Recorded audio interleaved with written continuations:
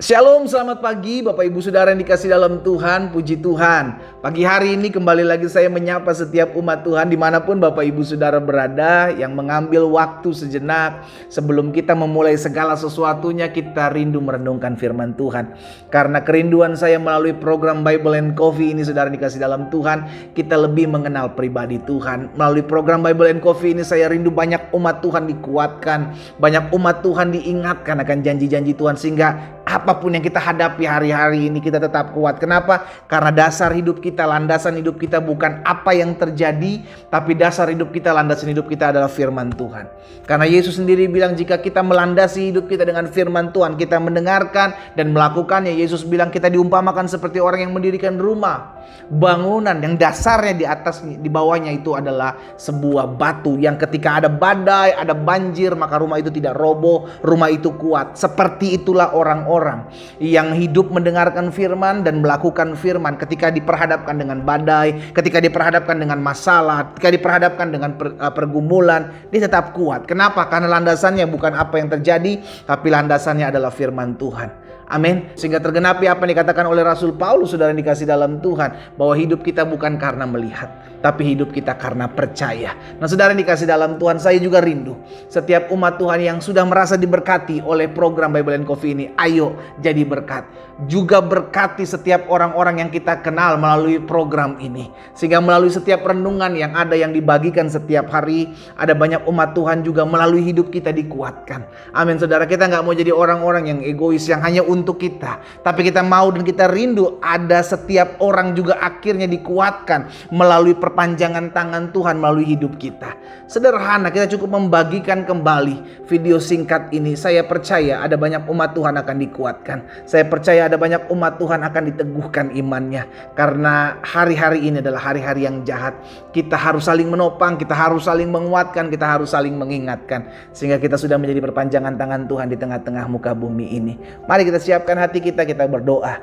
Kita datang kepada Tuhan. Bapa, kami bersyukur buat setiap kesempatan, anugerah yang Tuhan berikan dalam kehidupan kami. Tatkala kami setiap hari boleh mendengarkan, merenungkan firman Tuhan, kami sadar betul dunia di mana kami hidup adalah dunia yang semakin jahat.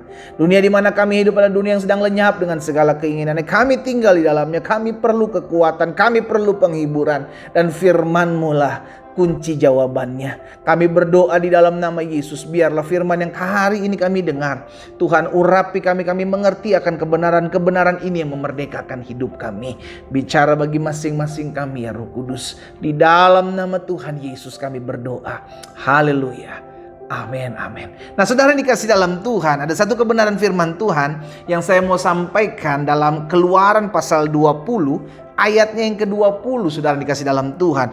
Tetapi Musa berkata kepada bangsa itu, jangan takut, sebab Allah telah datang dengan maksud untuk mencoba kamu, dan dengan maksud supaya takut akan Dia ada padamu, agar kamu jangan berbuat dosa. Perhatikan perkataan Musa ini. Musa bilang kepada bangsa Israel, jangan takut, sebab Allah datang dengan maksud untuk apa? Mencoba. Bahasanya kurang tepat mencoba, sebenarnya adalah tes, menguji. Saudara dikasih dalam Tuhan, ada kalanya Tuhan menguji setiap kita, memurnikan setiap kita. Dan setiap anak-anak Tuhan di akhir zaman perlu diuji untuk membuktikan apakah kita benar-benar mengasihi Tuhan.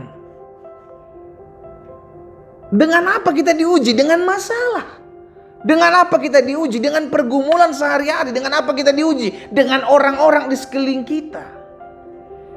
Dan pengujian itu harus ada. Karena dengan adanya pengujian maka kita menjadi naik level, naik tingkat. Tapi yang jadi pertanyaan sekarang, bagaimana kita menyikapi sebuah ujian? Ada banyak orang mengalami ketakutan ketika mengalami ujian. Jangan-jangan nanti begini, jangan-jangan nanti begitu, jangan-jangan. Suatu kali saya ingat betul, ketika zaman sekolah, saudara dikasih dalam Tuhan, ada banyak murid-murid pada saat itu ketakutan ketika guru atau dosen yang mengatakan ketika masuk kelas, dia mengatakan ujian mendadak. Iya kan? Karena biasanya kita akan persiapkan segala sesuatu ketika kita disampaikan besok ada ujian. Wah, mulai apa tuh namanya? SKS, sistem kebut semalam begitu kan, belajar tengah malam karena besok mau ujian. Tapi bagaimana jadinya kalau tiba-tiba guru atau dosen bilang hari ini ujian? Wow.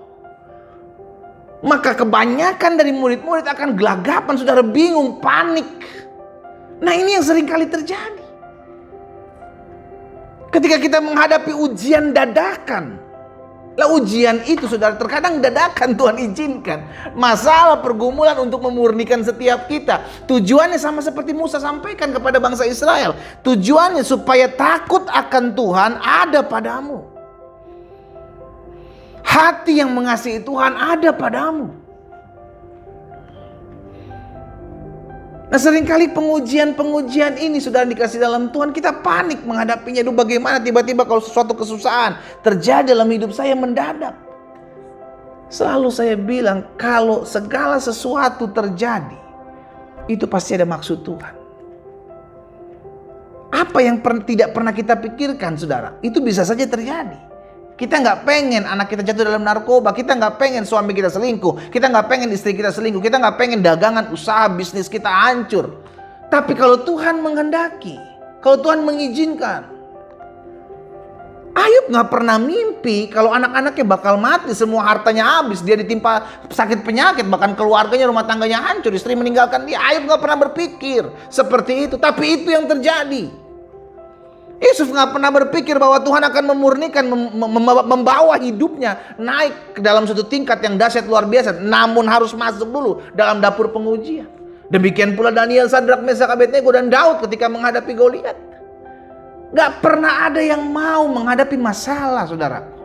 Gak pernah ada yang mau mengalami pergumulan dalam hidup ini. Kita pengen hidup semua santai, kita pengen hidup semua aman, kita pengen hidup semua terkendali. Tapi yang Tuhan mau itu berbeda dengan apa yang kita mau. Yang Tuhan mau kita harus hidup merasa tidak nyaman. Kenapa kita mesti hidup tidak nyaman? Agar kita selalu melekat sama Tuhan. Agar kita selalu melekat sama Tuhan. Dengan demikian hidup kita akan selalu bergantung. Iya kan? Nah, pengujian-pengujian ini yang Tuhan izinkan, yang Tuhan buat dalam hidup kita untuk memurnikan. Untuk membuat kita memiliki hati yang selalu mengandalkan Tuhan. Tapi seringkali ujian ini datangnya dadakan, saudara. Iya kan? Tapi kita bangga, kita bersyukur karena ujian dadakan kita bersifat open book. Iya kan? Mungkin saudara kalau dikasih, kan ada begini, ada dosen-dosen atau guru-guru yang ketika ujiannya tidak diberitahukan dan hari itu ujian tapi diberikan kelonggaran dengan open book. Hari ini kita ujian open book, ya kan? Ujian tapi kita bisa lihat buku. Sama ujian iman Kristen pun open book. Sekarang kita mau nggak open book? Kita mau nggak read the Bible? Kita mau nggak baca firman?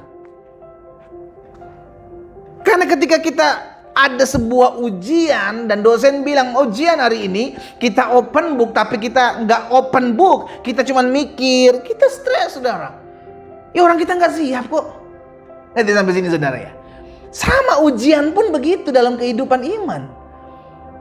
Hari ini ujian, hari ini dadakan ujian, tapi open book, baca Alkitab karena semuanya ada di sini.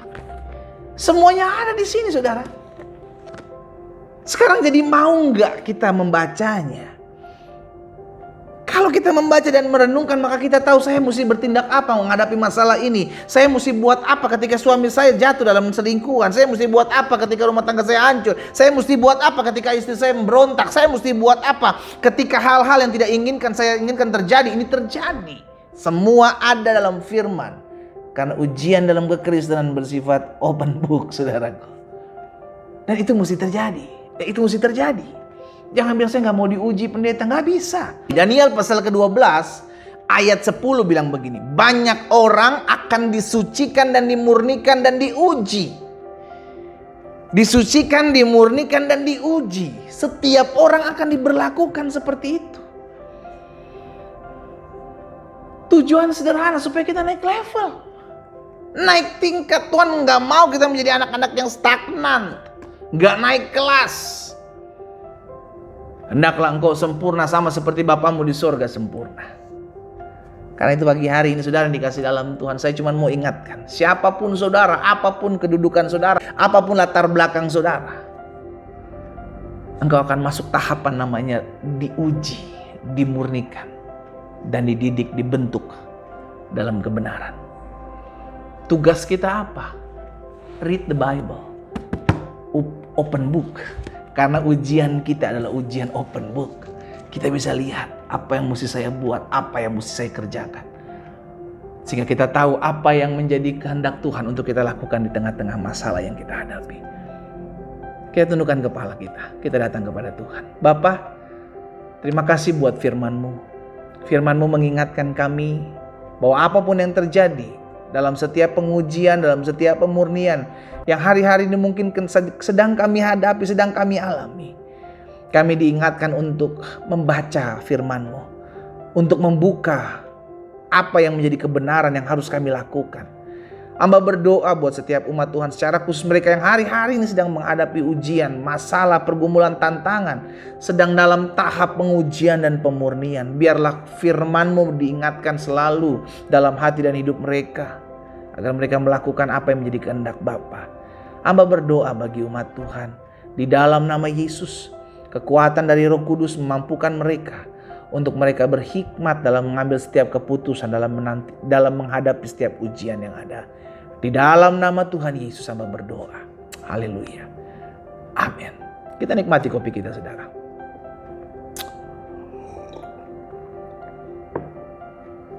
Haleluya. Ujian kekristenan bersifat open book. Jadi pertanyaan sekarang, kita mau open gak booknya? Atau kita mau memikirkan tanpa kita membuka buku ini? Keputusan ada di tangan saudara. Tuhan Yesus memberkati kita.